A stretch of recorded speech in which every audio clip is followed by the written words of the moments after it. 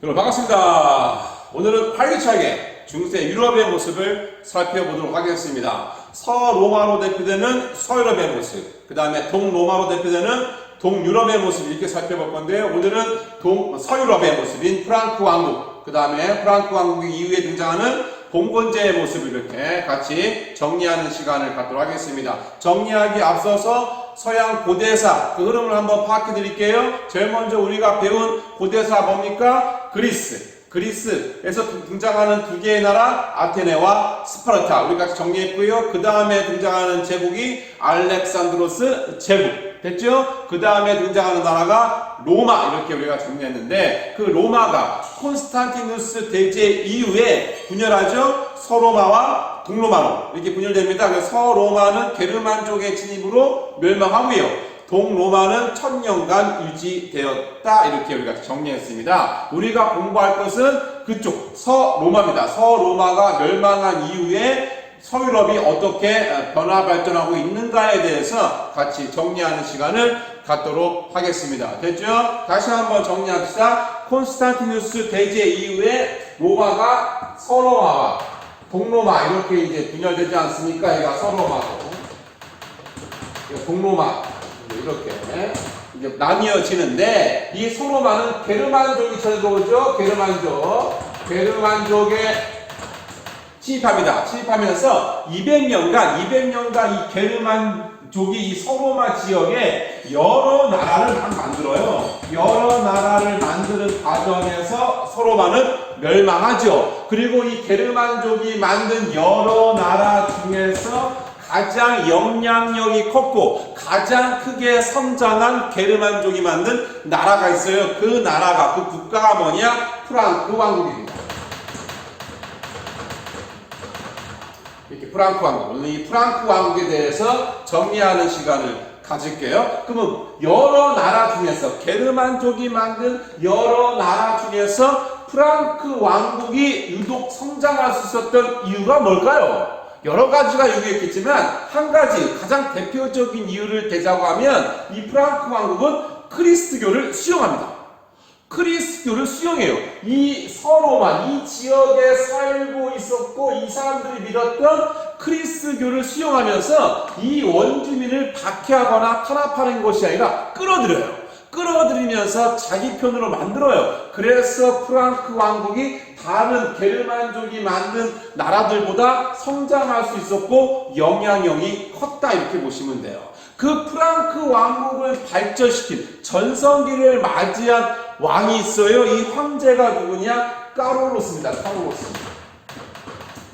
카롤로스 대제예요. 이 카롤로스 대제 때 와서 프랑크 왕국은 어마하게 성장합니다. 그래서 첫 번째 성장한 모습을 보자면 서유럽을 다 차지하죠.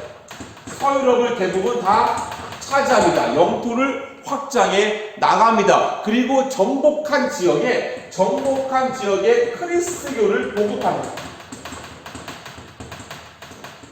그리스도교를 보급해요. 그러면서 여기에 있는 이 지역의 서유럽을 대표하고 있는 로마 문화와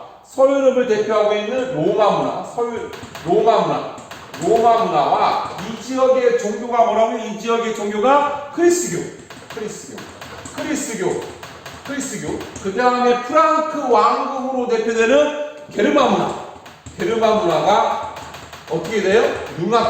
융합되면서 오늘날의 서유럽의 문화가 만들어지게 된다 이렇게 보시면 돼요. 이렇게 됐죠? 이게 바로 프랑크 왕국 카롤로스 대제의 대학 설명이다 이렇게 알아두시면 되고요. 이 카롤로스 대제 이후에 프랑크 왕국은 쇠퇴합니다. 분열합니다. 이 카롤로스 대제의 이 아들들끼리, 그 형제들끼리 영토 분쟁을 합니다. 그 영토 분쟁을 하면서 프랑크 왕국은 분열하죠. 어떻게? 동프랑크, 중프랑크, 서프랑크 분열됩니다. 그래서 동프랑크는 오늘날의 독일로 발전하고요. 중프랑크는 오늘날의 이탈리아로 발전하고요. 서프랑크는 오늘날의 프랑스로 발전해 나갔다 이렇게 보시면 됩니다. 됐죠? 이 프랑크 왕국이 분열되고 프랑크 왕국이 분열되고 등장한 서유럽의 사회, 이 사회를 우리 뭐라고 부르느냐? 봉건제랍니다. 봉건제. 봉건제라고 하죠. 이 봉건제를 정리하도록 하겠습니다. 이 봉건제의 모습이 좀 복잡하고 어려워요. 조금만 집중해서 들어주시기 바랍니다. 조금만 집중해 주세요. 좀 어려울 수 있는데요. 좀 복잡할 수 있는데요. 조금만 집중해 주세요. 잘 보세요. 프랑크 왕국이 분열했어요. 사회가 혼란에 빠집니다. 이렇게 혼란에 빠질 때 북쪽에서는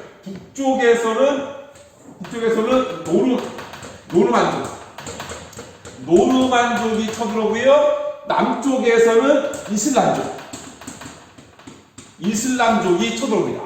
그러니까 이민족, 북쪽에서의 노르만족, 남쪽에서 이슬람족이라는 이민족이 쳐들어오면서 사회가 더욱더 혼란에 빠지고 불안에 벌벌 떠는 거예요. 그러니까 영토를 갖고 있었던 사람들은 자기 자신 스스로 영토를 지킬 수밖에 없는 거예요. 그래서 영토에 성을 쌓고요. 자신의 토지에 성을 쌓고 자신은 군인이 됩니다. 그 땅 주인은 군인이 돼요. 그 군인을 뭐라고 부르냐? 기사라고 하는 거예요. 기사가 됩니다. 기사가 됐지만 혼자서 이민족과 싸워서 이길 수 없을 것 같아. 불안해. 그래서 어떠하냐? 자기보다 힘센 기사에게 충성을 맹세합니다. 내가 당신에게 충성을 맹세할 거니 당신이 나를 지켜주소서라고 힘센 기사한테 위탁을 해요. 충성을 맹세하면서 위탁을 합니다. 그래서 힘이 작은 기사는 힘센 기사를 뭘로 섬기고? 주군으로 섬깁니다. 주군으로 섬겨요. 그러니까 이 주군은 자기에게 충성한 이 기사를 자신의 봉사하는 신하인 봉신으로 만듭니다. 봉신이 되는 거예요. 이렇게 된 거예요. 그래서 봉신은 주군에게 충성을 맹세하고 주군은 봉신에게 충성을 맹세한 대가로 뭘 주느냐? 토지를 줍니다. 토지. 이렇게 된 거예요. 그러면서 주군과 봉신 사이에서는 관계가 맺어지죠. 이 관계를 뭐라고 부르는 거예요? 주종관계라고 하는 거예요. 주종관계. 이걸 딱 있습니다. 그래서 주군은 주인이 되고 봉신은 종이 되는 주종관계가 성립된다. 근데 이 주종관계가 성립되기 위해서 가장 기본적으로 이행할 게 뭐냐면 계약이에요. 계약을 이행해야 돼요. 봉신은 주군에게 충성을 맹세해야 된다는 계약을 지켜야 되고요. 주군은 봉신에게 그에 대한 대가인 토지를 줘야 된다는 계약을 지켜야 돼요. 그 계약을 뭐라고 부르냐면 쌍무적 계약이에요. 쌍무적 계약이에요. 그래서 이 쌍무적 계약 관계 안에서 주종 관계가 성립된다는 거예요. 이런 시스템을 뭐라고 부르냐? 봉건제라고 합니다. 봉건제. 됐죠?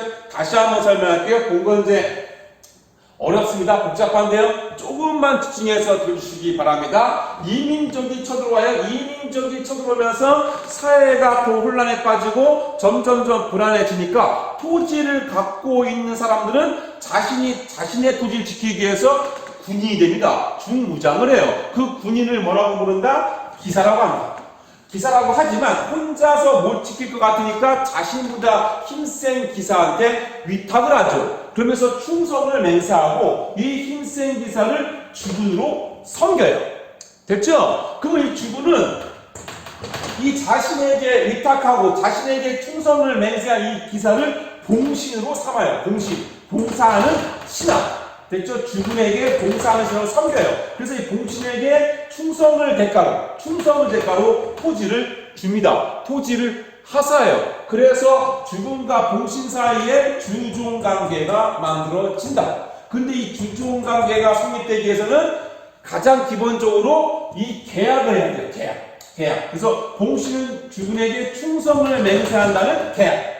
주군은 봉신에게 그에 대한 대가로 토지를 준다는 계약. 이 계약을 뭐라고 부른다? 쌍무적 계약이라고 하는 거예요. 그래서 이 쌍무적 계약 관계 안에서 주종 관계가 성립되는데 이런 시스템을 뭐라고 부른다? 봉건제라고 한다. 이렇게 보시면 돼요. 괜찮나요? 정리가 됩니까? 그래서 이 봉신은 주군에게 충성을 맹세했잖아요. 그 충성한 대가로 주군은 봉신에게 토지 줍니다. 이 토지, 주군이 봉신에게 준 이 토지를 뭐라고 부르냐 하면 장원이라고 해요. 장원이라고 합니다. 장원. 그리고 이 장원을 지배하는 사람은 누구예요? 봉신이죠. 봉신. 그래서 이 장원에서의 봉신은 뭐가 되느냐? 장원에서의 봉신은 영주가 됩니다. 영주. 이게 되는 거예요. 그래서 이 장원에서의 리더는 영주예요. 이 주군도 이 장원을 터치할 수 있다 없다? 없어요. 됐죠? 주군도 장원을 터치할 수 없다. 장원의 지배자는 누구다? 영주다. 이렇게 가시면 돼요. 그러면 이 장원에서 농사 짓는 사람들, 장원의 주민들이 있을 거 아니에요? 그 장원에 살고 있는 그 주민들을 뭐라고 부르냐면 농노라고 합니다. 농노라고 합니다.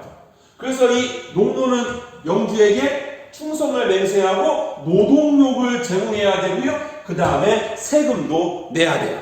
이렇게 된 거죠. 그런데 이 농노의 특징이 좀 애매해요.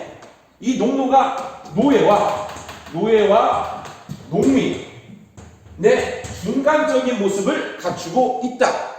왜냐하면 이 농노는요, 결혼할 수 있어요. 가정도 꾸릴 수 있어요. 재산도 소유할 수 있어요. 이 농민의 특징을 갖고 있잖아요. 그 대신 다른 장원으로 떠날 수 없어요. 마음대로 이탈할 수 없어요.